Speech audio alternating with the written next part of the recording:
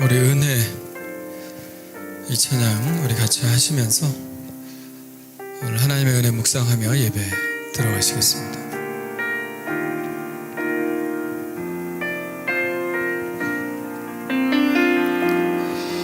내가 누려왔던 모든 것들이 내가 지나왔던 모든 시간이 내가 걸어왔던 모든 순간이 당연한 것 아니라 은혜였소. 아침 해가 뜨고 저녁에 노을 봄의 꽃향기와 가을의 열매 변하는 계절의 모든 순간이 당연한 것 아니라 은혜였소. 모든 것이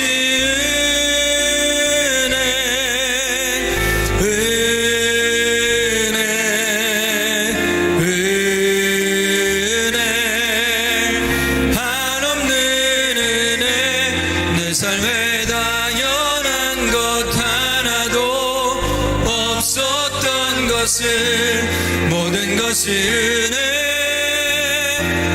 은혜였소.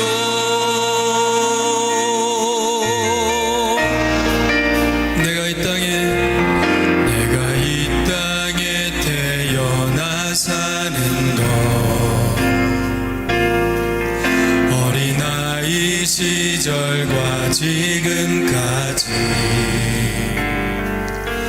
숨을 쉬며 살며 꿈을 꾸는 삶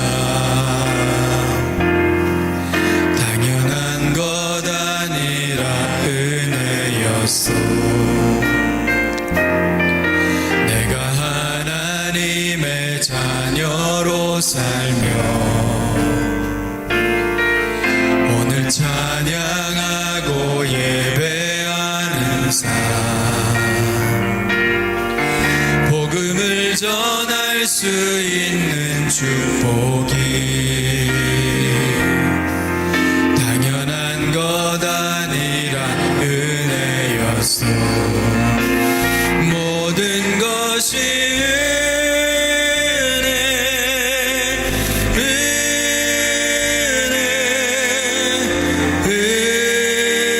은혜 한없는 은혜 내 삶에 당연한 것 하나도 없었던 것을 모든 것이 은혜였소. 모든 것이 은혜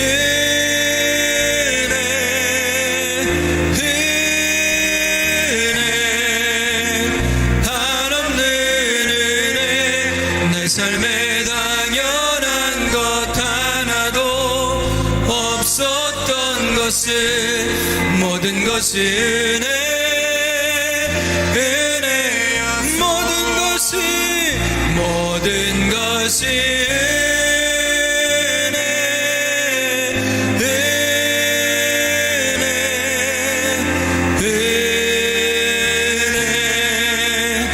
한없는 은혜 내 삶에 당연한 것 하나도 없었던 것을 모든 것이 은혜였소. 모든 것이 은혜였소.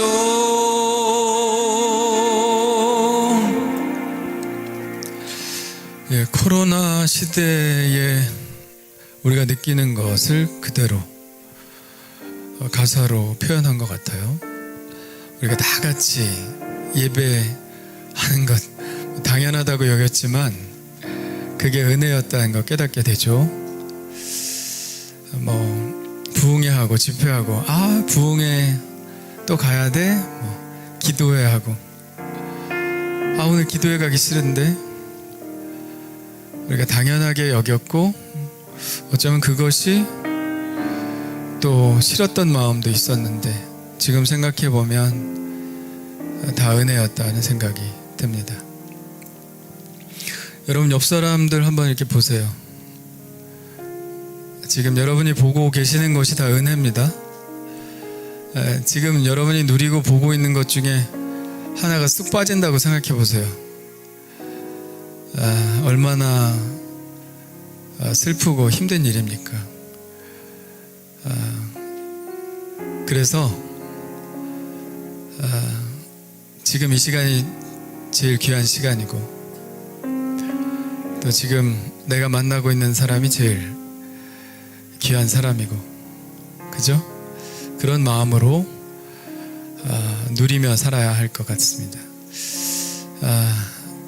부디 우리가 받는 은혜가 계속되기를 간절히 바라봅니다. 할렐루야. 오늘 이 자리에 계신 분들, 또 온라인으로 예배하고 계신 분들, 다 우리 하늘교회 예배 가운데 오신 여러분들 환영합니다. 우리 하늘교회는 하나님을 모르거나 하나님을 알지만 하나님과 의미 있는 관계를 맺지 못하고 있는 사람들이 하나님과 친밀한 관계를 맺고 하나님 나라를 위한 헌신된 제자로 성장하도록 돕는 공동체입니다. 오늘 예배 가운데 큰 기쁨이 충만하게 되기를 간절히 축원합니다. 우리 다 같이 일어나셔서 하나님을 찬양하시겠는데요. 먼저 박수로 하나님께 영광 드리겠습니다. 할렐루야. 우리 손 높이 들고 주님을 찬양합시다. 주의 영광 이곳에 가득해. 주님, 우리 예배를 받아 주시옵소서. 주의 영광 이곳에 가득해. 우린 선의 주님과 함께 찬양하며 우리는 전진하리. 모든 열방 주 볼 때까지 나는 주의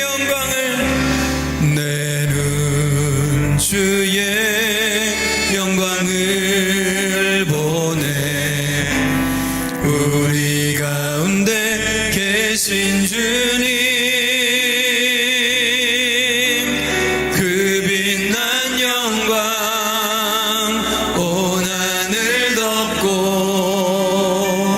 그 찬송 온 땅 가득해. 내 눈 주의 영광을 보내. 찬송 가운데 서신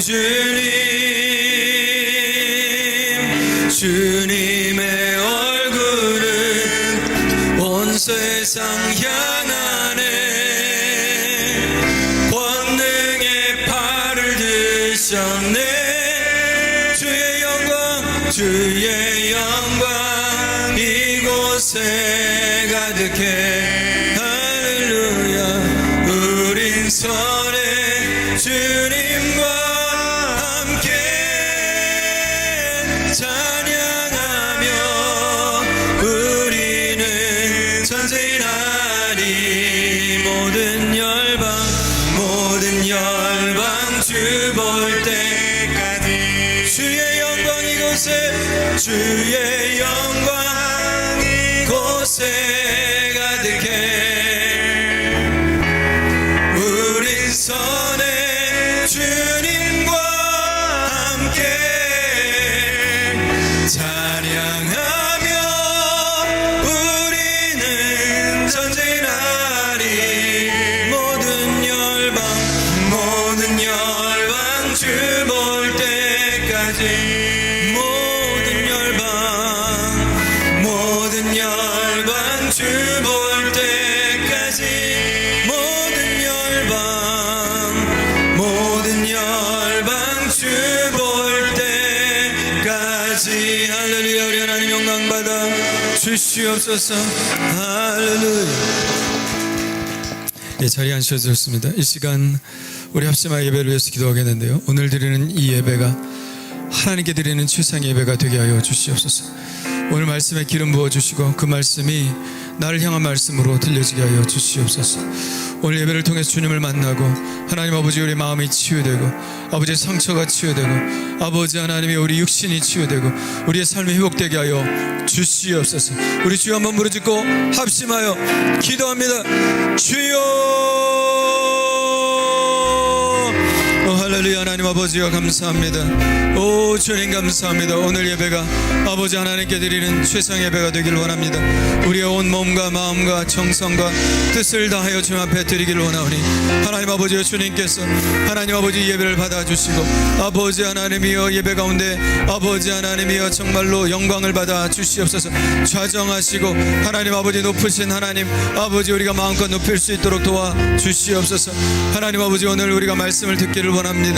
하나님 아버지여 성경 구절 하나하나 마음속에 새길 수 있게 도와주시고 아버지 그 말씀의 묵상이 아버지 하나님께 연락되기를 원하오니 하나님 아버지여 내 깊은 곳까지 영향을 미치는 귀한 말씀이 될 수 있도록 하나님 인도해 주시옵소서.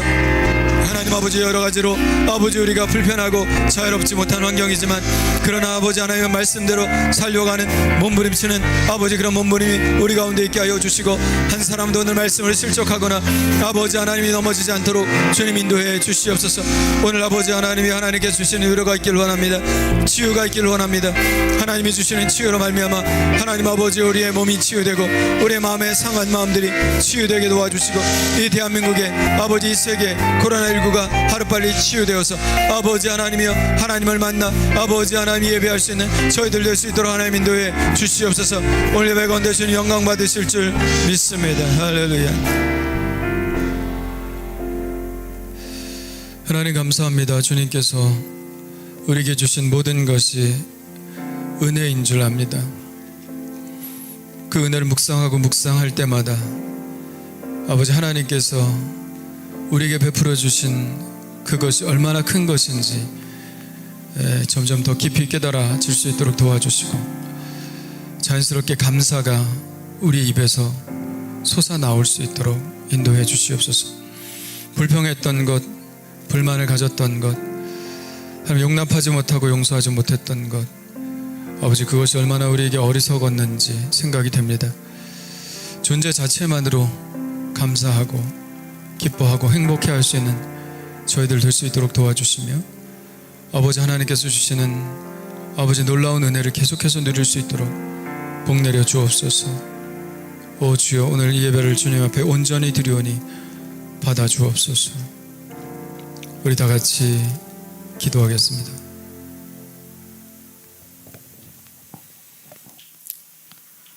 들녘 작물들이 잎이 무성해지고 과일들은 익어가는 무더운 여름에도 주님의 권능이 살아계심을 드러내시니 감사를 드립니다. 매일 우리의 호흡과 삶을 통해 주님의 영광과 능력을 깨닫게 하시니 감사를 드립니다. 이 시간 예배를 통해 주님의 인재를 경험하는 시간이 되게 하옵소서. 우리는 지금 끝이 보이지 않는 싸움을 하고 있습니다. 믿음의 성도로서 세상을 이끄는 교회로서 세상과 구별된 삶을 살지 못하고 부끄러운 모습으로 주님 앞에 나왔습니다. 가난한 마음, 회개하는 마음으로 주님 앞에 나와 엎드립니다. 우리의 나약함에도 절망의 언덕에서 희망을 꽃피우시는 주님, 주님의 은총으로 병약한 우리의 영육을 더욱 강건케 하옵소서. 주님, 이 시간 이 예배를 통해 주의 말씀을 통해 우리의 심령에 말씀의 씨앗이 뿌려지게 하옵소서. 우리의 마음밭에 겨자씨 같은 한 알의 믿음이 싹을 틔워 60배 100배의 믿음의 수확을 하게 하옵소서. 우리를 축복의 통로로 세우신 주님, 주님의 믿음 갖고 성령의 새 사람이 되어 세상을 향해 도전하게 하옵소서. 교회의 머리 되시는 주님께서 세우신 하늘교회를 세찬 비바람 가운데서도 지켜주시옵고 함께하지 못한 하늘교회 성도들도 기억하여 지켜주시길 원합니다. 이 시간 어려움을 통해서 오히려 더욱 견고해지는 믿음이 자라나는 하늘교회가 만민이 기도하는 집이 되며 세상에 선한 영향력을 끼칠 수 있도록 하옵소서. 주님의 사랑을 실천하며 하늘교회를 통해서 많은 사람들이 영육 간의 회복을 얻는 복된 은혜의 교회가 되게 하옵소서. 주님께서 세우신 하늘교회를 기억하시어 하늘교회가 온전히 회복되는 예배와 찬양이 넘쳐나며 하나님의 뜻이 하늘교회를 통해 이루어지는 귀한 은혜를 모두가 체험하게 하옵소서. 회복의 은혜가 있게 하여 주시옵소서. 하늘교회 성도들 모두가 말씀의 능력을 체험하며 성령이 우리 안에서 솟아나게 하옵소서. 지금 세상이 보는 교회와 우리의 현실이 어둡고 희망이 보이지 않을지라도 주님이 살아 역사하심을 믿습니다. 우리가 서로를 원망하고 불평하는 대신에 서로를 위해 기도하고 찬양과 감사가 넘치게 하옵소서. 모든 것을 이루시는 사랑과 권능의 주 예수 그리스도의 이름으로 기도드립니다. 아멘. 전능하사 천지를 만드신 하나님 아버지를 내가 믿사오며 그 외아들 우리 주 예수 그리스도를 믿사오니 이는 성령으로 잉태하사 동정녀 마리아에게 나시고 본디오 빌라도에게 고난을 받으사 십자가에 못 박혀 죽으시고 장사한 지 사흘 만에 죽은 자 가운데서 다시 살아나시며 하늘에 오르사 전능하신 하나님 우편에 앉아 계시다가 저희로서 산자와 죽은 자를 심판하오시리라. 성령을 믿사오며 거룩한 교회와 성도가 서로 교통하는 것과 죄를 사하여 주시는 것과 몸에 다시 사는 것과 영원히 사는 것을 믿사옵나이다. 아멘.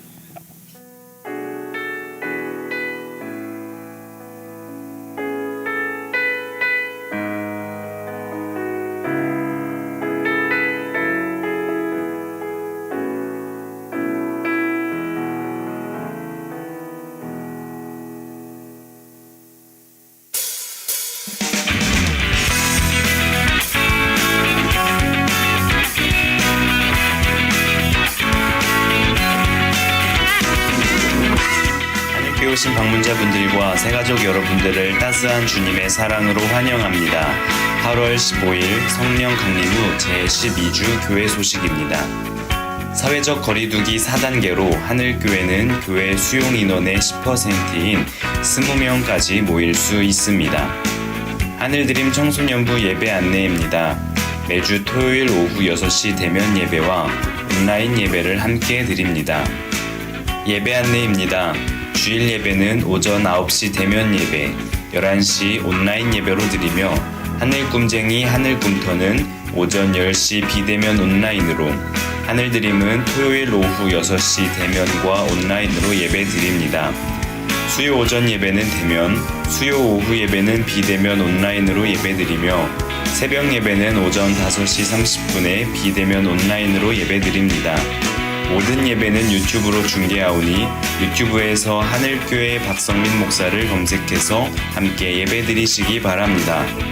교육부 여름 행사가 거리두기 4단계 연장으로 취소되었습니다. 베들레헴의 TV를 연결했습니다. 대예배실 인원이 20명이 넘을 경우 베들레헴으로 가셔서 예배하실 수 있습니다. 이상으로 교회 소식을 마쳤습니다. 오늘은 광복절입니다. 대한민국이 하나님의 보호와 은혜 가운데 하나님이 기뻐하시는 나라 되기 위하여 기도해 주시기 바랍니다. 감사합니다. 네,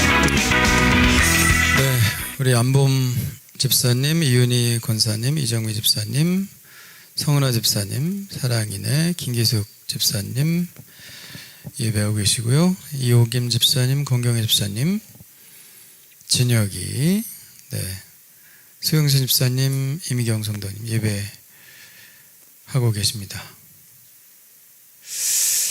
네. 아직 댓글 안 남기신 분들은 댓글 남겨주시기를 바랍니다. 오늘 광복절입니다. 만세 삼창 해야 되는 거 아니에요? 대한독립 만세. 전에 있던 교회에서는 광복절 즈음에 예배 드릴 때는 8.15 기념주일이라 그래서 여러 가지 했습니다. 만세 삼창 했습니다. 두루마기 입고 우리 장로님이 나오셔서 만세 삼창하면 다 만세 삼창 했는데 얼마나 기쁜 일이었겠어요, 그죠? 36년 동안 일제 치하에 있다가 근데 교회도 많이 탄압받고 그랬는데 얼마나 좋았겠어요. 하나님께 얼마나 감사했겠어요. 그러니까 교회들에서 참 감사의 예배 많이 드렸는데 벌써 한 76년 되다 보니까 이게 감사할 것인지 아닌지도 원래 그런 것이냐 그렇게 생각되는데 45년의 2차 세계대전 끝나고 많은 나라들이 이제 식민지에서 해방돼서 공산주의를 선택한 나라들이 굉장히 많았습니다. 자유민주주의보다는 훨씬 많았어요.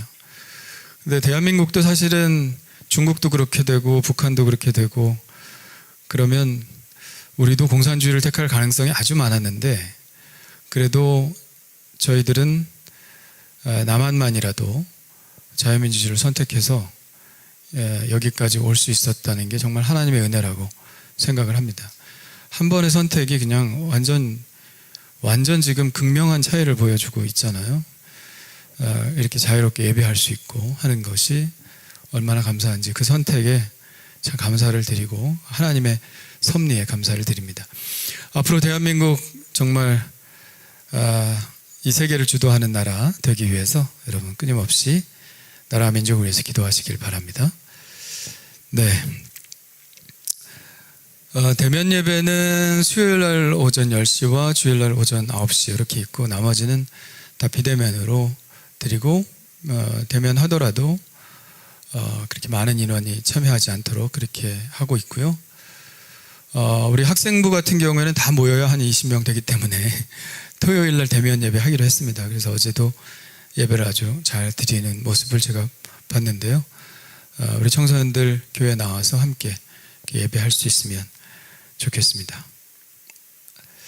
네, 우리 암송 한번 해볼까요? 자, 길죠? 시작. 아무 일에든지 다툼이나 허영으로 하지 말고 오직 겸손한 마음으로 각각 자기보다 남을 낮게 여기고 각각 자기 일을 돌볼 뿐더러 또한 각각 다른 사람들의 일을 돌보아 나의 기쁨을 충만하게 하라. 빌립보서 2장 3절 4절 말씀. 아멘. 자, 옆사람을 인사합시다. 당신이 나보다 낫습니다. 이렇게 인사하세요. 네, 그게 겸손이에요. 자, 우리 찬양으로 한번 해볼까요?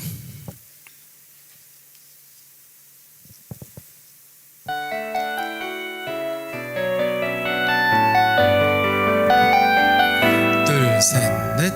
아무 일에든지 다툼이나 허영으로 하지 말고 오직 겸손한 마음으로 각각 자기보다 남을 낮게 여기고 각각 자기를 돌볼 뿐더러 또한 각각 다른 사람들의 일을 돌보아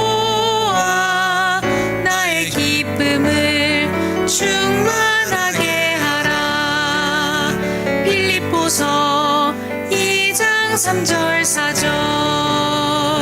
아멘. 자, 우리 걸어놓기 한번 해보겠습니다. 시작. 아무 일에든지 다툼이나 허영으로 하지 말고 오직 겸손한 마음으로 각각 자기보다 남을 낮게 여기고 각각 자기를 돌볼 뿐더러 또한 각각 다른 사람들의 일을 돌보아 나의 기쁨을 충만하게 하라. 빌립보서 2장 3절 4절 말씀. 아멘. 자, 안 보고 시작. 아무 일에든지 다툼이나 허영으로 하지 말고 오직 겸손한 마음으로 각각 자기보다 남을 낮게 여기고 각각 자기 일을 돌볼 뿐더러 또한 각각 다른 사람들의 일을 돌보아 나의 기쁨을 충만하게 하라. 빌립보서 2장 3절 4절 말씀. 아멘. 잘하셨어요. 자, 이번 주 암송도 한번 해보겠습니다. 이번 주 암송도 엄청 기네요. 시작. 젊은 자들아 이와 같이 장로들에게 순종하고 다 서로 겸손으로 허리를 동이라. 하나님은 교만한 자를 대적하시되 겸손한 자들에게는 은혜를 주시느니라. 그러므로 하나님의 능하신 손 아래에서 겸손하라. 때가 되면 너희를 높이시리라. 베드로전서 5장 5절 6절 말씀. 아멘. 자, 우리 장로님들 한번 세 분 일어나 보세요. 장로님들 세 분. 이분이 우리 교회 장로님들입니다. 장로님들에게 순종하라. 저 장로님은 어른들을 말하죠. 어른들에게 순종하고 겸손하라. 교회 어른들께 순종하고 겸손하는 마음 있어야 됩니다. 장로 얘기가 나와서 제가 잠깐 이렇게 세웠습니다. 앉아주시고요. 교회 안의 질서, 특별히 겸손한 마음으로 우리 잘 협조하고 했으면 좋겠어요. 자, 찬양. 나갑니다.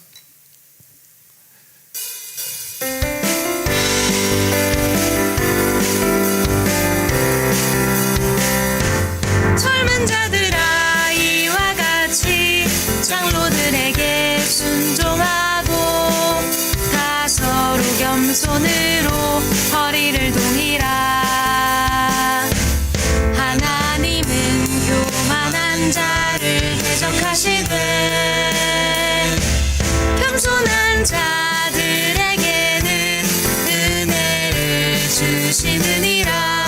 그러므로 하나님의 능하신 손 아래에서 겸손하라. 때가 되면 너희를 높이시리라. 베드로전서 5장 5절 6절. 네, 다시 한 번만 해볼까요? 다시 한 번만 익숙하도록.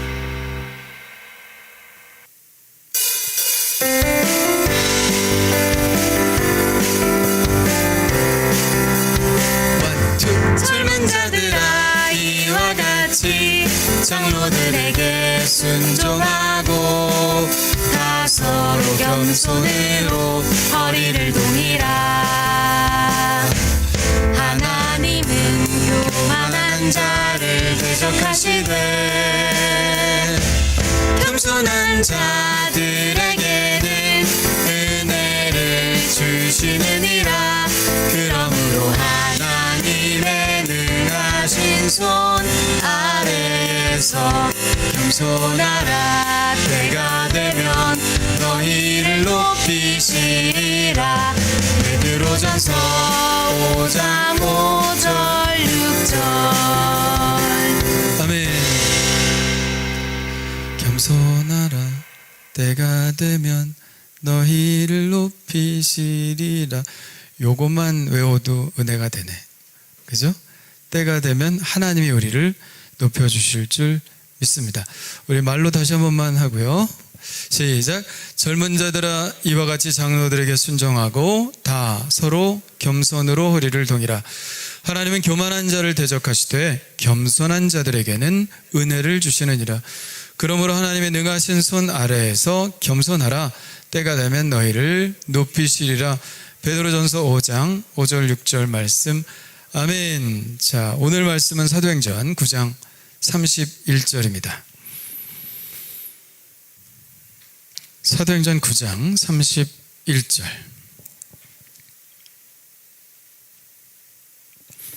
우리 같이 읽어볼까요? 시작. 그리하여 온 유대와 갈릴리와 사마리아 교회가 평안하여 든든히 서가고 주를 경외함과 성령의 위로로 진행하여 수가 더 많아지니라. 아멘. 우리 서로랑 인사합시다. 당신이 복입니다. 당신이 복입니다. 당신이 복입니다. 자기에게 얘기해 주세요. 내가 복입니다. 내가 복입니다. 아멘. 자, 예레미야는 이렇게 탄식했습니다. 슬프다. 나의 근심이여. 어떻게 위로를 받을 수 있을까? 내 마음이 병들었도다. 예레미야 선지자는 선지자지만 마음에 병이 들었어요. 막 예루살렘 공격당하고 이런 거, 아이들이 죽고 막 이런 거 보면 얼마나 마음이 상하겠어요. 마음이 병들었어요. 그래서 무엇을 바라고 있습니까? 위로를 바라고 있죠. 어떻게 위로를 받을 수 있을까? 나의 슬픔을, 나의 근심을, 나의 마음의 병듦을 어떻게 어떤 위로로 회복할 수 있을까? 그거죠. 자, 이것은 비단 예레미야만의 탄식은 아니고요. 우리도 다 위로를 필요로 하고 있죠. 왜냐하면 세상이 상처를 많이 주는 세상이기 때문에 그렇죠. 뭐 주기만 합니까? 우리도 주고, 그죠? 받기도 하고 그러죠. 근심과 염려가 많은 세상입니다. 한 연예인은 인터넷에 올라온 악플 가운데 이런 악플이 있었대요. 너는 더러운 여자예요. 이 말 때문에 얼마나 고통스러워했는지 모른다고 말합니다. 처음에는 대수롭지 않다고 생각했대요. 근데 자꾸 떠오르는 거예요. 막 안 하려고 하면 안 하려고 할수록 자꾸 생각이 나는 거예요. 그래서 굉장히 괴로움을 당했고, 또 상처를 받으면 의욕이 상실되잖아요. 아무것도 하기 싫죠.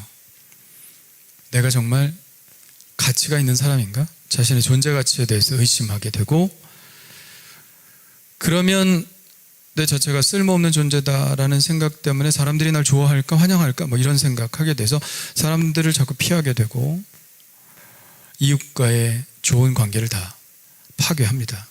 자기 학대하기 시작하죠. 그래서 치유되지 않은 상처, 이게 문제예요. 상처는 다 받을 수 있어요.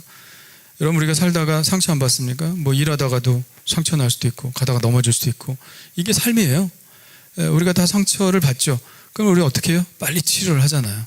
그러면 얼마든지 또 괜찮게 살아갈 수 있거든요. 근데 상처가 치유되지 않았을 때는 계속 나를 괴롭히는 거예요. 마음의 상처도 마찬가지죠. 치유되지 않은 마음의 상처는 계속 나를 학대하고 파괴하는 겁니다. 근데 우리는 상처 없는 세상에 살 수는 없어요. 네. 그래서 우리에게 필요한 것이 뭐냐? 위로다. 위로다.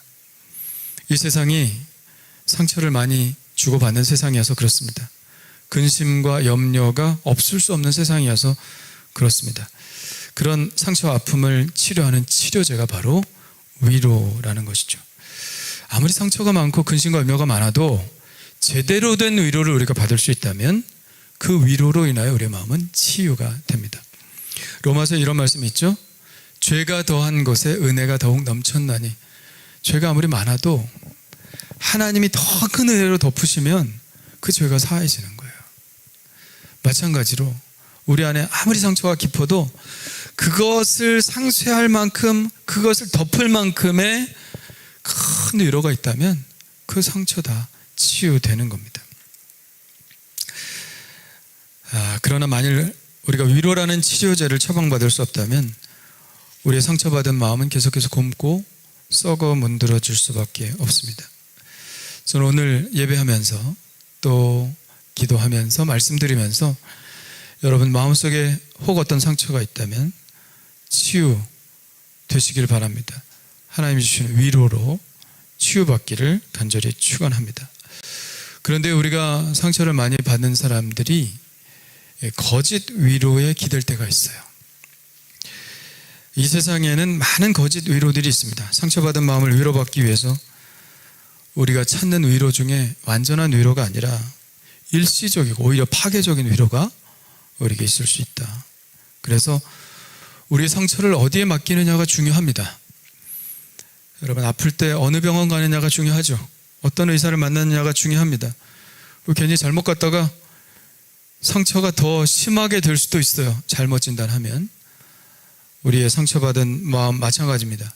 무엇에 맡기느냐, 이 상처를 누구에게 보여드리느냐가 중요한 것이죠. 자, 그렇다면 어떤 위로가 거짓 위로입니까? 첫 번째는 사실을 사실 그대로 직면하도록 하지 못하게 하는 것, 그것이 바로 거짓 위로입니다. 저도 고등학교 다닐 때 시험만 보면 제가 자기를 위로했어요. 항상 못 봤죠. 시험을 못 보면 괜찮아, 다음엔 잘 할 수 있을 거야, 이렇게 위로를 하죠. 너는 공부를 못하는 게 아니야. 너는 공부를 못하는 게 아니라 안 해서 그런 거야. 너가 공부를 했다 하면 1등은 따놓은 당상이야. 그러니까 다음에 공부하면 돼. 그러면 1등 할 거야. 이렇게 위로합니다. 근데 이 위로가 자꾸 반복이 되면 그 실력이 되는 거죠. 실수가 반복되면 실력이 된다고 하는데, 이런 위로 아무 소용 없습니다. 저도 다음엔 잘할 것 같았어요. 근데 상황이 되면 또 공부를 안 해. 그럼 또 위로해. 너 공부를 안 해서 그렇지. 공부만 해봐. 넌 1등 할 거야. 여러분, 제가 옛날에 그 드라마 중에 공부의 신이라는 드라마가 있었어요. 거기에 보면 공부 잘하려고 할 때 제일 먼저 해야 하는 것이 직면하는 것이다. 자기가 얼마나 공부를 못하는지. 안 해서 못하는 게 아니라 넌 공부 못하는 애야. 내가 얼마나 공부 못하는지를 직면해야 돼. 이렇게 못하다가는 어떻게 되는지를 직면해야 된다. 그 사실을 직면해야 그때부터 내가 뭘 해야 될지를 깨닫게 된다, 이런 얘기를 하더라고요. 거짓 위로보다는 상처가 되더라도 사실을 사실 그대로 받아들이고 직면하는 게 중요한 겁니다. 그래서 어떤 그 공부 못하는 사람이 만들어 놓은 위로 하나 소개해 볼까요? 우리가 원래 F학점은 제일 못하는 거죠. 예? 근데 이 사람이 거기다 그렇게 써놨어요. F는 fine이다. 매우 좋은 학점이다. 그것보다 조금 덜 못한 D는 development, 많이 향상된 학점이다. C는 뭐예요? common, 보통 학점이다. 여기서는 좀 약간 만나는 것 같긴 해요. B는 잘하는 거 아니에요? B만 해도? 근데 bad, 좋지 못한 학점. 난 B는 안 맞을 거야. A는 뭐예요? abnormal, 비정상이다. 난 비정상은 하지 않을 거야. 이런 사람은 어떻게 됩니까? 맨날 F만 맞으려고 하겠죠. 네? 여러분, 이렇게 만들어 놓으면 위로가 되긴 합니다. 그러나 계속 이렇게 나갈 수는 없죠. 사실 그대로 받아들이지 못하게 하는 위로, 그냥 마음의 위안만 주는 위로는 진정한 위로가 되지 못합니다. 오히려 사태를 악화시킬 수 있죠. 또한 두 번째 거짓 위로 중에는 아예 죄책감을 없애버리는 위로가 있습니다. 죄 때문에 고통스러워하고 죄 때문에 괴로워하는 것은 구원으로 나갈 수 있는 아주 좋은 길입니다. 먼저 죄책감이 있어야 구원을 희구하게 되죠. 그러한 죄책감의 고통을 갖고 있지 않으면 예수님 안 믿어요. 예수를 믿을 필요가 없죠. 그런데 마귀는 이 죄책감을 아예 없애서 위로를 줄 때가 있습니다. 그건 죄가 아니야 이렇게 말을 합니다. 요즘 많이 이러죠. 예. 옛날에 분명히 죄인 것들이 요즘은 죄가 아니라고 합니다. 그렇게 해서 마음의 죄책감을 없애주면서 위안을 주려고 합니다. 그러나 이것도 거짓 위로죠. 남유다 왕국, 우리가 지난번에 역대상 역대하 다 봤지만 남유다 왕국이 심각한 우상숭배의 죄나 가난한 자를 압제하는 죄, 아주 죄가 관영했어요. 그래서 선지자들, 예레미야나 이사야나 뭐 이런 선지자들 나와서 니네 그렇게 하면 망한다. 예루살렘 그렇게 하면 외국 군대가 쳐들어와서 완전히 쑥대밭을 만들어 놓을 것이다. 하나님이 심판의 메시지를 나에게 주셨다. 아무리 경고를 해도 말을 안 들어요. 왜 말을 안 듣냐? 거짓 선지자들이 많았거든요. 거짓 선지자들은 뭐라고 하냐면 여기 하나님의 성전이 있는데 하나님이 여기를 왜 파괴하시겠느냐, 이렇게 괜찮다 평안하다 그러다가 어떻게 됐어요? 평안하다 하면 죄를 계속 지을 거 아니에요. 괜찮다 하면 그 죄를 고치지 않습니다. 그냥 계속 죄를 짓다가 결국 망하는 거예요. 다 망했잖아요. 프로이드 이후에 많은 심리학자나 정신분석학자들이 이런 식의 위안을 주기 시작했죠. 괜찮다. 그건 죄가 아니야. 분명히 죄라고 말해줘야 하는 것까지도, 그러니까 심리학에서 이렇게 마음을 고치는 방법 중에 하나가 억압으로부터의 해방이죠. 그래서 억압이 뭐냐? 너가 죄라고 생각하는 것이 사실은 죄가 아니야 라고 말해주면 죄가 아니래. 죄인 것 같아서 그렇게 굉장히 괴로워했는데 죄가 아니래. 그래서 죄가 아닌 것들이 많이 생겨나게 됐습니다. 근데 결국은 뭐예요? 그런 것들이 죄가 아닙니까? 마음은 편할 줄 모르지만 결국 그것이 계속 자기 파괴적으로 나가게 되는 것이죠. 여러분, 거짓 위로에 여러분의 고통을 맡기지 않기를 바랍니다. 더 나아가서 세 번째, 우리를 더 파괴하는 위로가 있습니다. 술, 담배, 마약, 음란함 같은 것들입니다. 세상에 상처를 받으면 어떤 사람들은 술로 위안을 삼죠.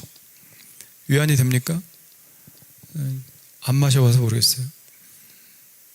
술 위안이 됩니까? 위안이 된다고 말합니다. 근데 결국은 어떻게 되죠? 그 사람의 인생 전체를 파괴하는 길로 나가게 됩니다. 담배 왜 피냐 그러면 스트레스 때문에 핀데, 담배 쭉 빨아내 하면 그렇게 기분이 좋대. 그냥 마음이 편해진대. 근데 여러분 가르쳐 드릴게요. 숨 한번 쉬어보세요. 편해지지 않나요? 아니, 담배 연기를 들이마시고 쉬나 그냥 공기를 들이마시고 쉬나 편한 건 마찬가지인데 담배가 자기에게 위안을 준다고 생각합니다. 근데 어떻게 됩니까? 건강을 악화시키죠. 폐암, 모든 원인이 됩니다.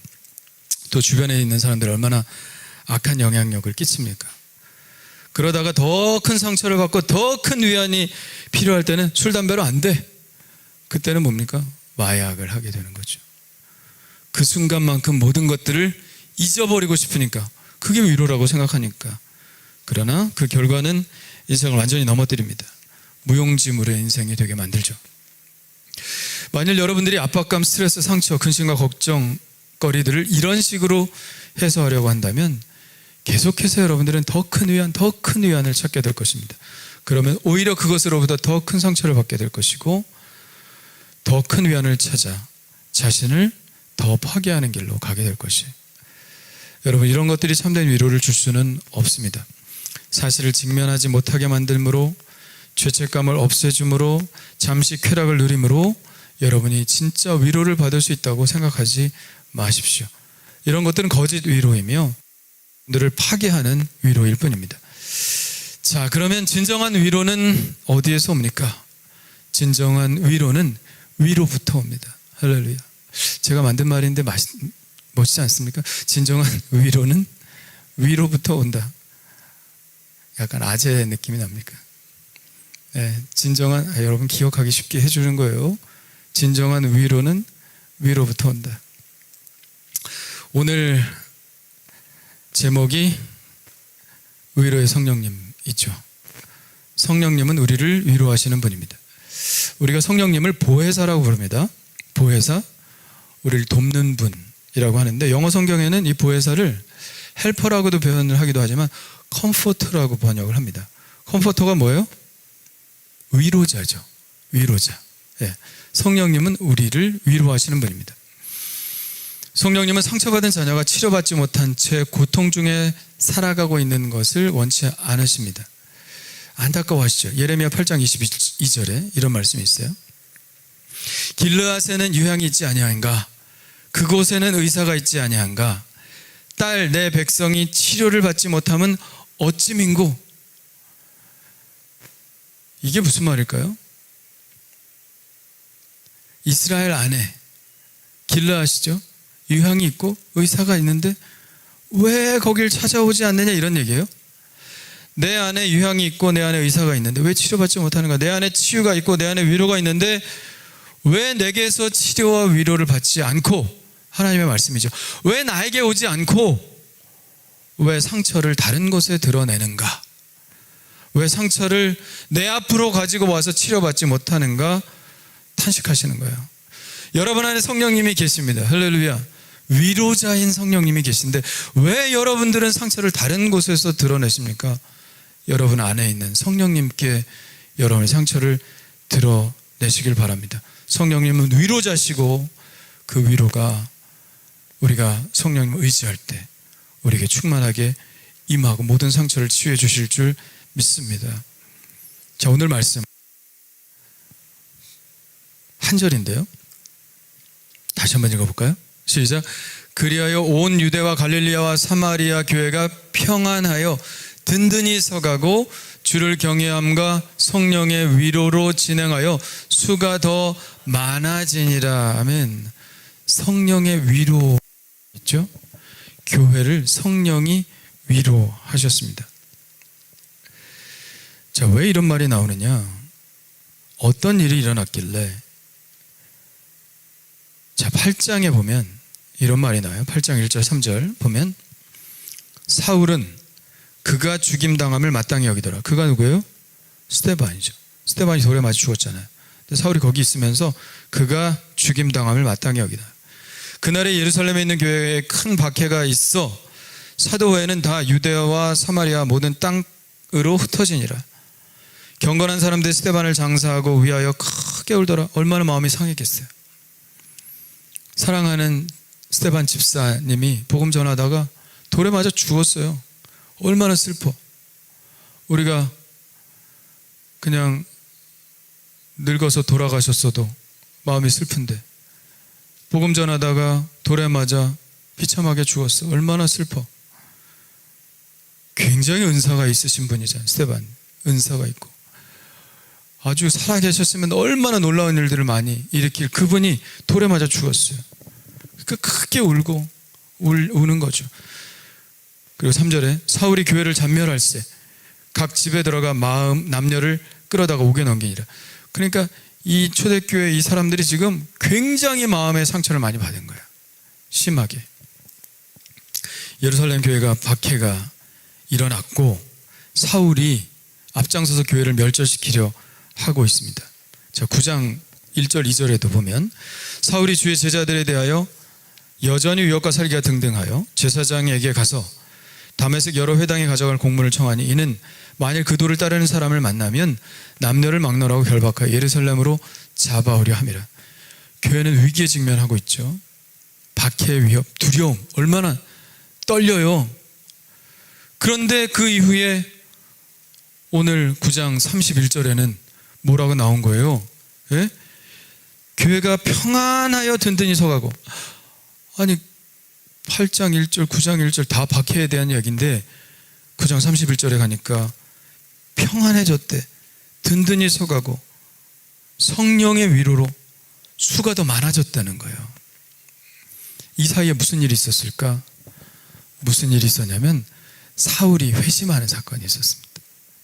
그 박해자 사울이 회심하는 사건이 있었어요. 예수를 만나고 완전히 변화됐죠.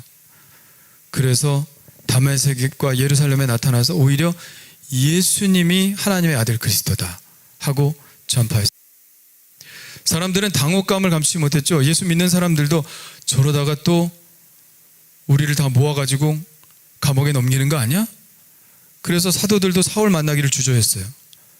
만나지 않겠다고 그랬습니다. 왜? 두려우니까.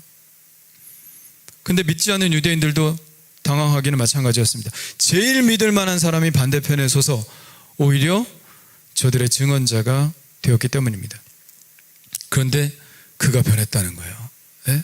그가 변했다. 얼마나 놀라운 기적입니까? 하나님의 반격이죠. 박해가 심해지고 사울과 같은 사람들이 계속 박해해서 교회가 진면될 줄 알았는데 하나님이 역전을 시키셨네. 오히려 그 사울을 확 변화시켜 주셨네. 그가 변화되고 복음을 전하기 시작하니까 오히려 더 많이 성도들이 늘어나는 거죠. 그들이 위로를 받았겠어요? 안 받았겠어요? 받았죠. 용기를 얻었고 힘을 얻었죠. 성령의 위로가 그렇게 초대교회에 임했습니다. 그냥 마음의 위안을 삼게 하려고 그냥 괜찮아 됐어 잘했어 참자 인내하자 그런 게 아니에요.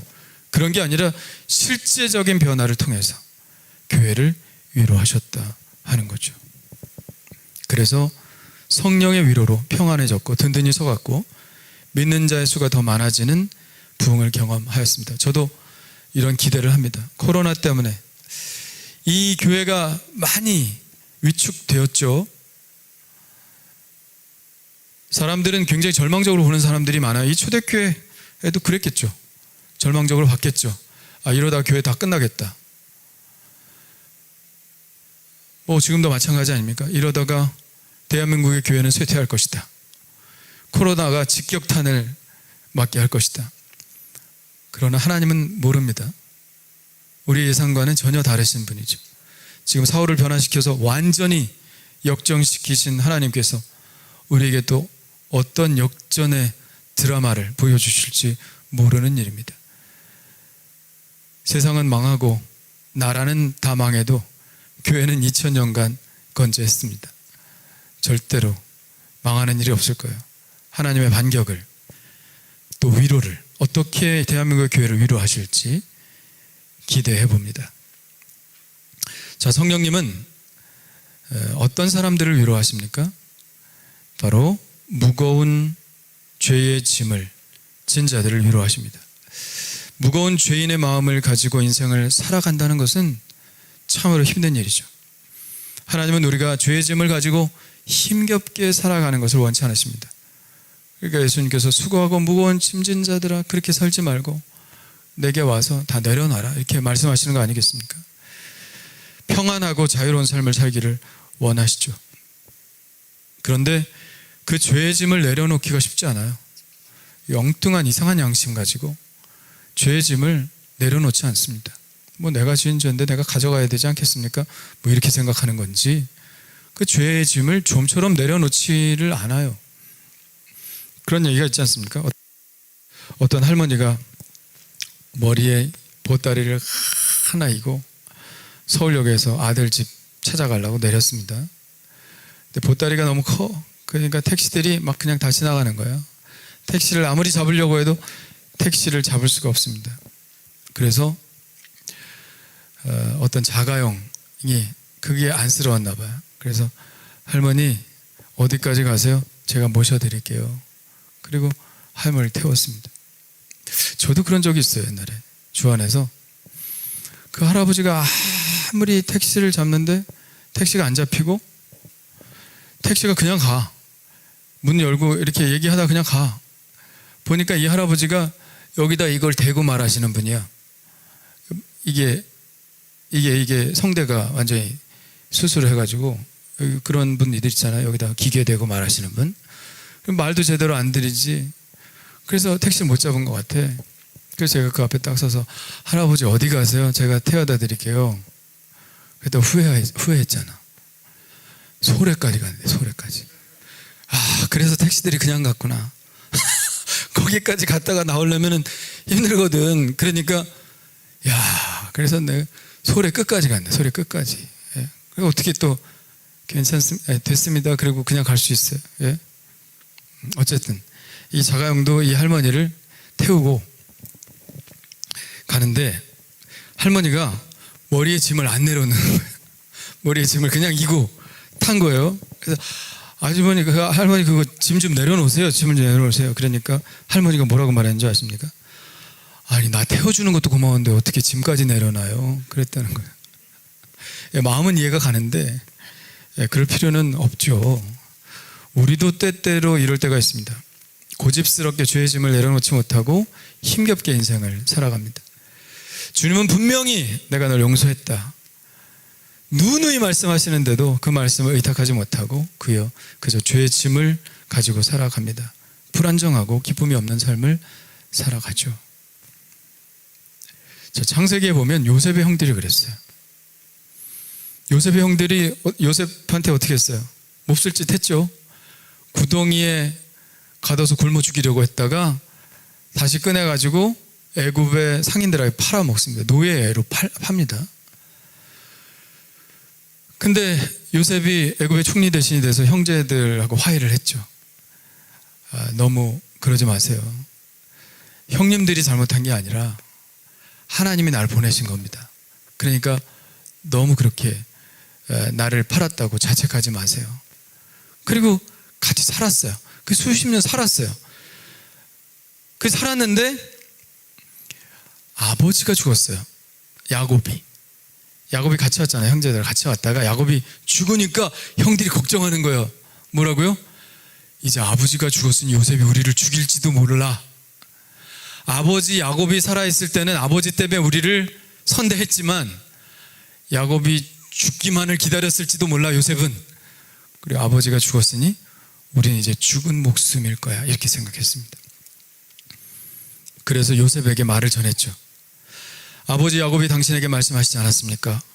내 형들이 내게 악을 행하였을지라도 이제 바라건대 그들의 허물과 죄를 용서하라 하셨으니 우리 죄를 용서하소서.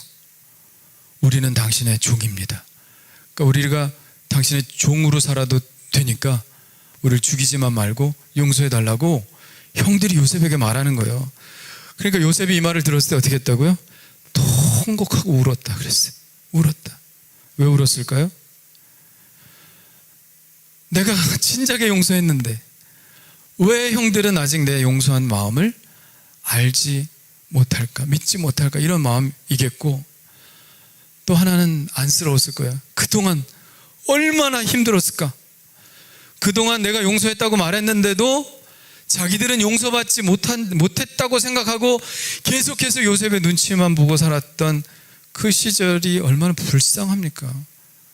죄책에서 벗어나지 못한 채, 해방되지 못한 채 그 죄짐에 눌려서 살았던 그 형들을 생각할 때 얼마나 불쌍해요. 죄책감을 안고 살아간다는 것은 이렇게 힘든 것입니다.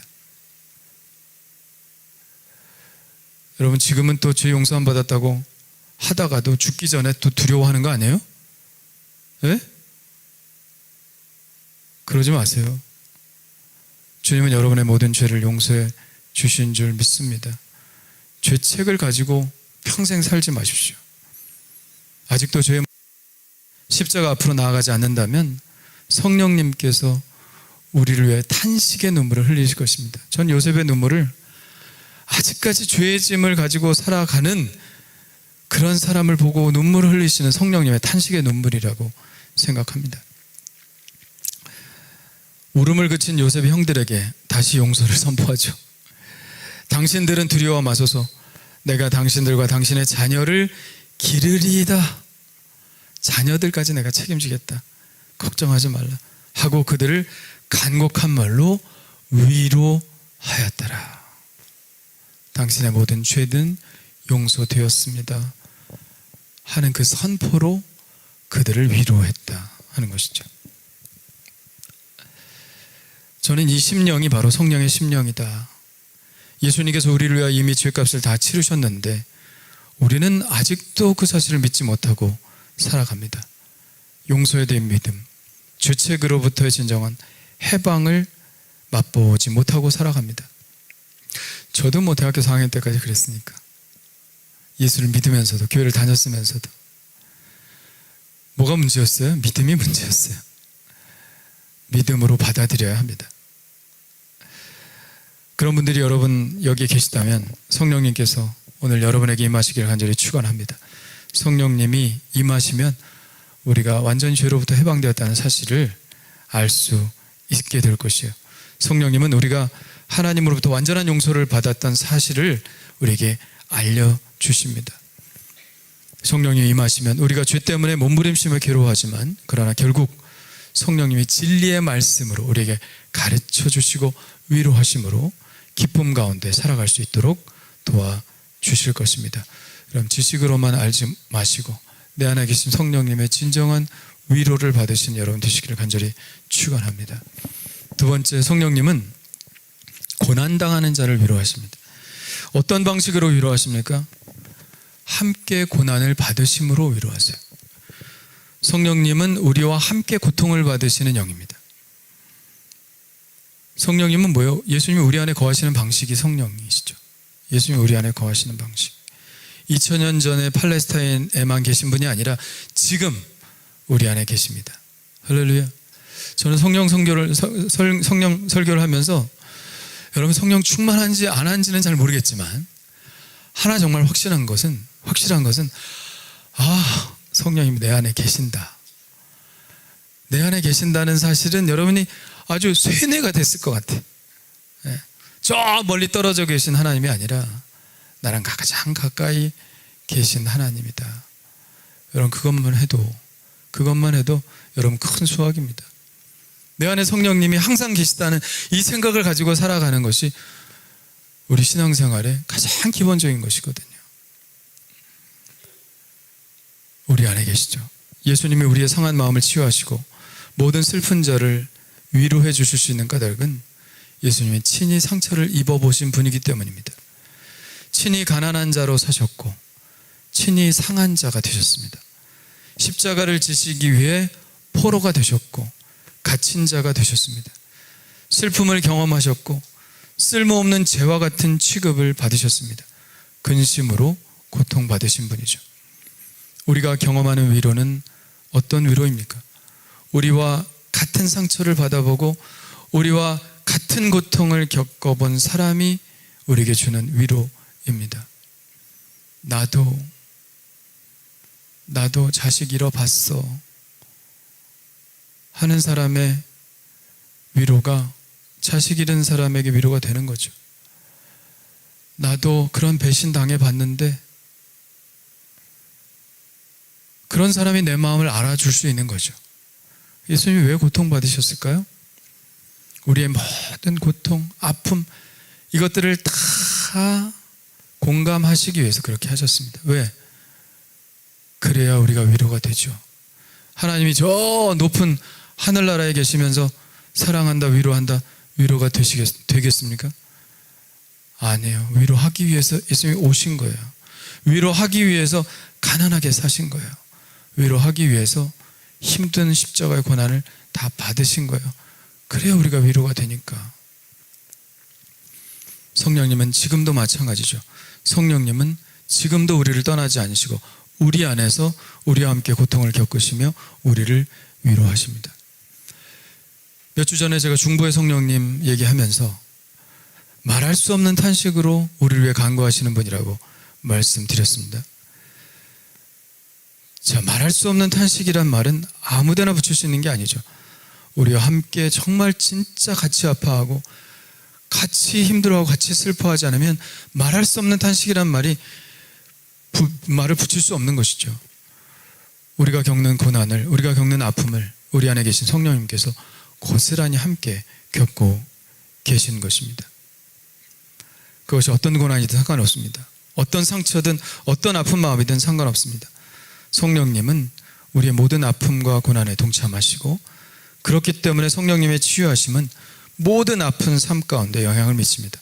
사람들의 말로 인한 고통일 수도 있고요, 믿음 때문에 받는 고통일 수도 있습니다. 질병 때문에 혹은 자녀나 부모 때문에 받는 고통일 수도 있습니다. 그것이 어떤 고난이든 어떤 아픔이든 어떤 상처든 성령님께서 우리와 함께 하시기 때문에 다 아시고 또 위로하여 주시는 줄 믿습니다. 상처는 다 받아요. 위로받고 치유받고 힘차게 나가야죠. 정채봉 씨, 이분이 아주 굉장히 기발하게 시를 쓰시는 분인데, 그분의 시 가운데 상처 없는 새가 어디 있으랴 라는 글이 있습니다. 시는 아니죠, 이건 글이죠. 상처를 입은 젊은 독수리들이 벼랑으로 모여들기 시작했습니다. 왜? 자살하려고. 근데 독수리가 자살할 수 있을까 이런 생각이 들어요. 날면 되는데 벼랑 끝에서. 하여튼 어쨌든 자, 상처 입은 독수리들이, 젊은 독수리들이 많은 거예요. 날기 시험에 낙방한 독수리도 있고, 짝으로부터 따돌림을 받은 독수리, 윗독수리로부터 핥힘을 당한 독수리. 그들은 이 세상에서 자기들만큼 상처가 심한 독수리는 없을 것이라고들 생각했습니다. 그들은 사는 것이 죽는 것만 못하다는데 금방 의견을 일치했습니다. 이때 막루에서 파수를 보고 있던 독수리 중에 영웅이 쏜살같이 내려와 이들 앞에 섰습니다. 왜 자살하려고 하느냐? 괴로워서요. 차라리 죽어버리는 게 낫겠어요. 이때 영웅 독수리가 말했습니다. 나는 어떤가? 상처가 하나도 없을 것 같지? 그러나 이 몸을 봐라. 그래서 날개를 쫙 트니까 상처가 많아. 날기 시험 때 솔가지에 찍힌 상처고, 이건 윗독수리가 핥힌 자국이다. 그러나 이것은 겉에 드러난 상처에 불과하다. 마음의 빗금 자국은 헤아릴 수 없이 많다. 마음에도. 영웅 독수리가 조용히 말했습니다. 일어나 날 잡구나. 상처 없는 새들이란 이 세상에 나자마자 죽은 새들이다. 살아가는 우리 가운데 상처 없는 새가 어디 있으랴. 살아가는 사람이 어떻게 상처가 없을 수가 있어요?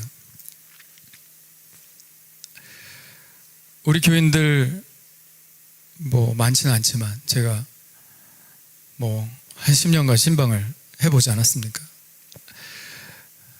우리만 힘들게 사는 것 같고 다 잘 사는 것 같죠? 상처 없는 가정이 없습니다. 아픔 없는 가정이 없어요. 남의 떡이 커 보입니까? 남의 가정은 다 행복한 것 같아요? 아니에요. 다 상처를 딛고 일어나는 겁니다. 상처를 딛고 일어나서 살아가는 거예요. 상처 없는 새가 없습니다. 상처 없는 삶이 없고 상처 없는 그리스도인의 삶은 없습니다. 그러나 그런 상처받은 우리를 살게 하는 힘은 바로 성령의 위로죠. 고린도서 1장 5절 한번 읽어볼까요? 시작. 그리스도의 고난이 우리에게 넘친 것 같이 우리의 위로도 그리스도로 말미암아 넘치는도다. 할렐루야. 그리스도의 위로가 우리에게 넘치니까 우리가 사는 거예요. 상처를 아무리 받아도 그리스도께 위로받기만 하면, 그리스도의 위로가 있다면 우리는 얼마든지 날아갈 수가 있어요. 송명희 시인 얼마나 고통받은 사람입니까? 뇌성마비로 태어났잖아요. 막 이렇게 하고 있잖아요. 이렇게 하고 있는데 얼마나 놀라운 아름다운 시를 많이 썼어요. 그도 맨날 집에만 있으면서 라디오밖에 들을 게 없을 때는 엄청 원망하고 그랬는데 참 그 라디오 극동방송이 힘이야. 그거 자꾸 듣다 보니까 하나님을 알게 되고, 그러면서 그때부터 자신의 삶에 대한, 하나님께 대한 시를, 글자 하나 쓰는데 얼마나 오래 걸립니까? 손을 잡을 수도 없는데 하나씩 글을 쓰면서, 그 시는 너무나 좋은 시들이 참 많지만 내 주님과 내가라는 제목의 시를 오늘 소개합니다. 내가 아무리 많이 울었다 하여도 내 주님의 우신 눈물에 비하면 나는 울지 아니하였네. 나는 울지 아니하였네. 내가 아무리 고통을 당했어도 내 주님의 고통에 비할 수가 없네. 내가 지고 있는 십자가 아무리 무거워도 내 주님이 지신 십자가 생각하면 아무것도 아니네. 내 주님 상처에 내 상처 묻으며 내 주님 아프신 가슴에 내 아픔을 달래리라. 내 주님 십자가 나도 사랑하며 내 주님 가시관을 나도 쓰리라. 나도 쓰리라. 내 주님과 내가 죽고 내 주님과 내가 살리라. 송명희 씨는 굉장히 뇌성마비로 고통하고 있지만 누구에게서 진정한 위로를 받은 거예요? 예수 그리스도의 십자가, 나를 위해서, 나보다 훨씬 더 고통을 많이 겪으신 그분의 사랑에 위로를 받은 것입니다. 그리고 자신의 상처를 더 크신 주님의 상처에 묻어버린다. 얼마나 감동이 되는지 몰라요. 여러분, 여러분의 아픔과 상처도 예수님의 십자가의 상처에 묻어버리시기를 바랍니다. 치유의 역사가 일어날 줄 믿습니다. 삿갓조개라고 있대요. 삿갓조개. 뭐 저도 딱 생각은 안 납니다만, 삿갓조개는 바위나 배 밑창에 딱 붙어 산대요. 바위를 깰 수는 있어도 이 삿갓조개를 뗄 수는 없다는 거예요. 그만큼 아주 굉장히 단단하게 붙어 있다는 거예요. 왜 이렇게 단단하게 붙어 있냐? 파도와 싸워 가면서 그 힘이 생겨났다는 거죠. 파도의 힘은 시속 500km의 바람의 풍속과 같다고 합니다. 이렇게 강한 파도 속에 오랜 세월을 견디는 동안 삿갓조개는 바위와 한 몸처럼 밀착해서 떼려고 해도 뗄 수 없는 사이가 된다는 것이죠. 우리는 인생의 거센 풍파를 통해서 성령님께 붙어있는 그런 훈련을 해야 됩니다. 힘든 일들이 있을 때 또 성령님께 나아가야 돼. 왜 상처를 딴 데다 보여주느냐? 우리 안에 계신 성령님이 계신데, 위로의 성령님이 계신데, 그러면 성령님께 나오는 거야. 사망의 음침한 골짜기를 통과하면서 위로자 되신 성령님께 붙어 사는 법을 터득하게 되는 겁니다. 힘들고 어려울 때 하나님의 전에 나가서 기도하면서 이겨내잖아요. 그게 붙어있는 힘이, 그러는 사이에 우리도 모르는 사이에 우리가 삿갓조개처럼 되는 거예요. 성령님 딱 붙어 있어서 그 어떠한 위험과 세파에도 전혀 떨어지지 않는 그런 삶을 살게 되는 것이죠. 성령님께 꼭 붙어서 그 위로의 힘을 받아 다시 새롭게 나는 그러한 능력이 우리 가운데 생겨나야 될 줄 믿습니다. 기는 놈 위에 뭐가 있어요? 걷는 놈이 있겠죠. 걷는 놈 위에 뛰는 놈이 있겠고, 뛰는 놈 위에 나는 놈이 있죠. 나는 놈 위에 뭐가 있습니까? 붙어 다니는 놈이 있습니다. 나는 놈 위에 딱 붙어 있으면 자기도 나는 거잖아. 예? 우리는 어딘가에 다 붙어 살죠. 우리는 누구에게 붙어 살아야 됩니까? 붙어 있는 대상이 누구냐에 따라 이쪽으로 갈 수도 있고 저쪽으로 갈 수도 있고 날아갈 수도 있습니다. 여러분, 세상에 붙어 살지 마시고 인생의 주인 되시고 세상의 주관자 되시는 성령님, 그분께 붙어 사시기를 바랍니다. 그러면 복이 있을 거예요. 그러면 우리가 위로받고, 그리고 위로로 치유받고 힘차게 날아오르는 삶을 살 수 있게 될 줄 믿습니다. 헛된 것 의지하지 말고 오직 성령의 위로로 힘내신 여러분 되시기를 간절히 축원합니다. 우리 찬양 같이 부르시면서 준비하신 예물 드리시고요. 우리 통성으로 기도할 때 성령의 위로로 내 마음을 치유하여 주시옵소서. 성령님께 꼭 붙어있는 자가 되게 하시고 다른 위로의 수단들을 다 버리게 하여 주시고 오직 주님께 나아가게 하여 주옵소서 하고 우리 통성으로 함께 기도하겠습니다. 458장 찬양하겠습니다.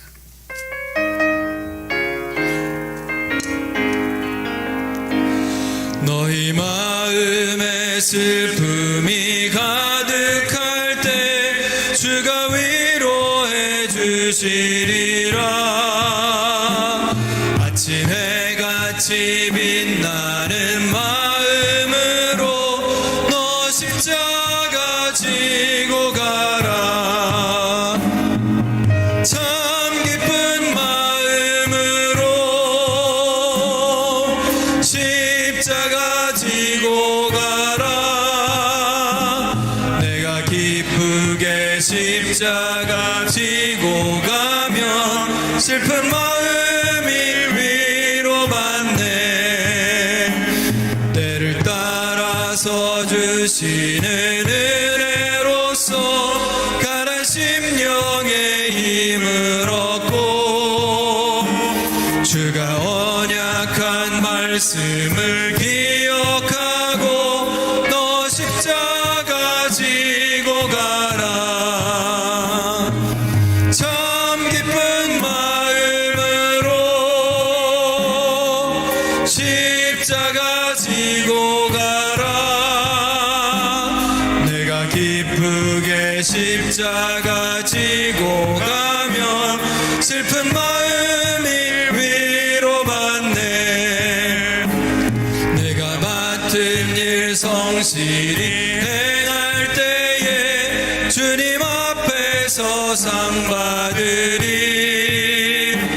주가 베푸신 은혜를 감사하며 너 십자가 지고 가라. 참 기쁜 마음으로 십자가 지고 가라. 내가 기쁘게 십자가 지고 가면 슬픈 마음이 우리 주 한번 부르짖고 기도합니다. 주여 할렐루야. 하나님 아버지여 감사합니다. 하나님 아버지 우리가 상처받고 세상에서 아버지 고민과 근심이 많을 때에 아버지 지금까지 아버지 하나여 성령님께 달려들지 않고 성령의 위로를 받으려고 하는 것이 아니라 아버지 다른 곳에 아버지 위로를 받아들이도록 했던 것들을 아버지 하나님의 생각하며 응수를 구하오니 하나님 아버지 이제는 진정한 위로가 아닌 것에 거짓 위로의 아버지 하나님이여 나의 몸을 맡기지 않게 도와주옵시고 오직 아버지 하나님의 참된 위로하시는 성령님께 아버지 하나님이여 우리의 모든 고통과 아픔과 상처들을 드러낼 수 있도록 하나님 인도해 주시옵소서. 하나님 아버지 오늘 아버지 하나님 여전히 죄의 짐을 지고 아버지 하나님의 해방의 소식을 아직도 믿지 못하는 자들이 있습니까? 성령님께서 위로하여 주시옵소서. 아버지 너의 죄가 모든 죄가 용서되었다고 아버지 주님께서 말씀하시는 그 아버지 말씀을 믿게 하여 주시고 아버지 그 믿음 가운데 아버지 하나님이여 승리할 수 있도록 주님 인도해 주시옵소서. 하나님 아버지여 무거운 짐을 지고 가는 아버지 하나님의 고통 속에 살아가는 저희들에게 오늘 귀한 말씀 전해주신 하나님 감사드립니다. 하나님 아버지여 주님이 아버지 나와 함께 하시며 언제나 아버지 나의 고통을 아시며 아버지 나와 함께 그 고난을 아버지 하나님의 겪어 나가신다는 사실을 분명히 알았사오니 이제는 나를 아시는 그분께 아버지 나의 모든 것들을 아시는 그분께 아버지 하나님의 나의 삶을 맡기고 온전히 드릴 수 있도록 인도하여 주시옵소서.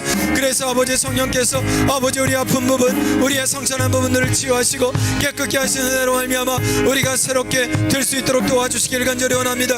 아버지 피하려고 하지 않게 도와주시고 성령님께 더 달려들고 아버지 성령께서 주시는 위로로 아버지 하나님 우리가 온전히 치유함받고 세상에 나가 승리하는 저희들 될 수 있도록 하나님 인도해 주시옵소서. 할렐루야 할렐루야 할렐루야.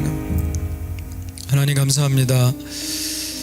참된 위로다 되신 주님을 찬양합니다.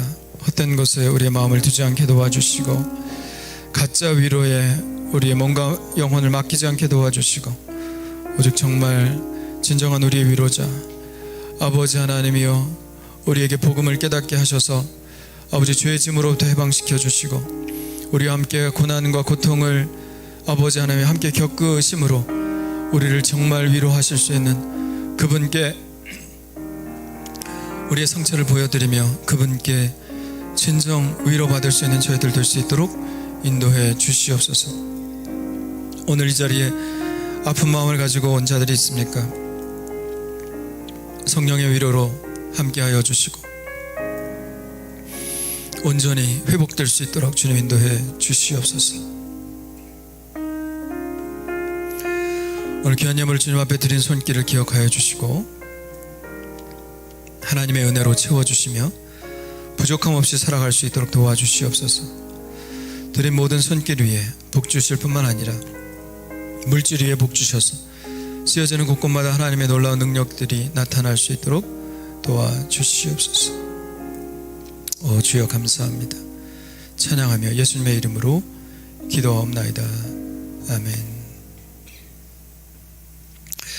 네, 우리 카자흐스탄 이동규 선교사님한테 연락이 왔는데 그 센터 구입하는 거 지금 이제 거의 추진하려고 한다고 합니다. 그래서 저희도 제가 그냥 2만 불 하겠다 그랬잖아요.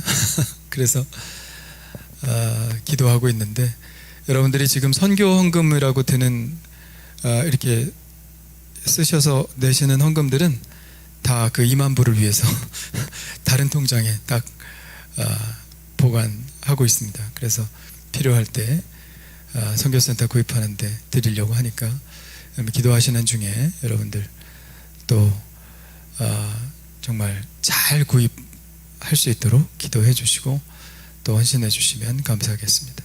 자, 우리 일어나셨어요? 결단의 찬양 주님께 드리시겠습니다.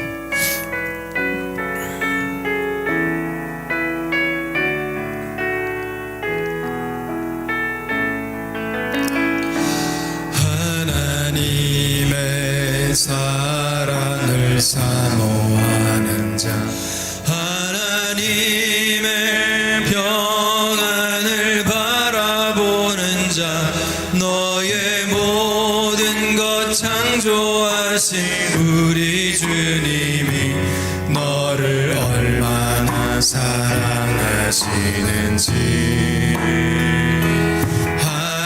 하나님께 찬양과 경배하는 자 하나님의 선하심을 닮아가는 자 너의 모든 것 창조하신 우리 주님이 너를 자녀 삼으셨네. 하나님 사랑의 눈으로 너를 어느 때나 바라보시고 하나님 인자한 귀로서 언제나 너에게 기울이시니 어두움에 밝은 빛을 비춰주시고 너의 작은 신음에도 응답하시니 너는 어느 곳에 있든지 주를 향하고 주만 바라볼지 주만